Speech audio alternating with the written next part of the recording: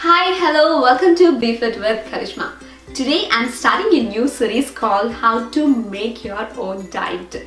In this series, I will talk about how many calories you should eat per a day to lose weight or to gain weight, how many carbs, protein and fat should you consume, what are good fats, bad fats, what are good carbs and bad carbs, and also I will cover what should be the pre-workout and post-workout meal. If you follow this series from starting to the ending, you can write your own diet with all the vitamins and minerals.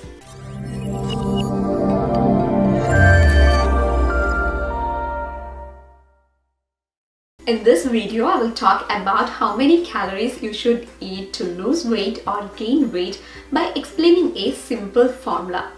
First, we need to understand that our body is an energy exchange machine. If you equalize the calories what we eat with the calories you burn, then there will be no change in the weight. If you eat less, your weight decreases. If you eat more than the calories that you burn, then your weight increases. We consume calories in the form of food and we burn calories in three forms. First one is basic body functions like breathing, blood circulation and organal functioning. This is called basal energy expenditure or BMR. Second one is physical activity like running, jogging, exercising, cooking or anything. And third one is food processing. Our body burns energy to break down or to digest the food what we eat. This is called thermic effect of food. BMR is about 60 to 75% of total energy expenditure. Physical activity is about 10 to 35% and food processing is about 10%. I am using a simple formula called Henry Benedict equation to calculate our total energy expenditure. This is a very simple formula where we substitute our age, height and weight in the formula.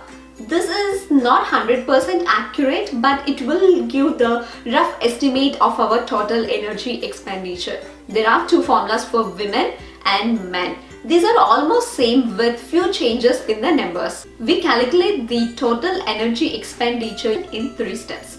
Step 1, calculating BMR. Step 2, finding the physical activity factor. Step 3, multiplying the BMR value with physical activity factor. Now let's go for the step 1, calculating the BMR.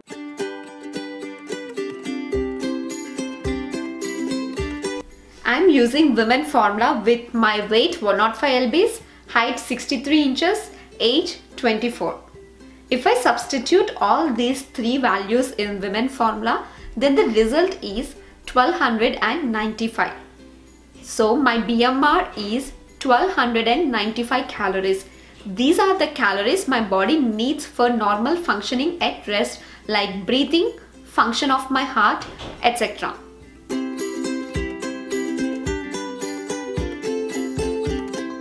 Step 2. Finding the appropriate physical activity. There are 5 categories. First one, sedentary. People with no exercise comes under sedentary category with physical activity factor 1.2. Second one, lightly active. People who do exercise for 1 to 3 days per week comes under this category with physical activity factor 1.375. Third one, moderately active. People who do exercise for 3 to 5 days per week comes under this category with physical activity factor 1.55. Very active people who do exercise for 6 to 7 days per week comes under this category with physical activity factor 1.725. Last one is extra active. People who are very active like athletes and exercise 2 times a day comes under this category with physical activity factor 1.9. Now coming to the example. I am a moderately active person with 3 to 5 times of exercise per week. So my physical activity factor is 1.55. Now use the BMR value from the step 1 and the physical activity factor from the step 2 to calculate the total energy expenditure in the step 3. Now let's go for the step 3.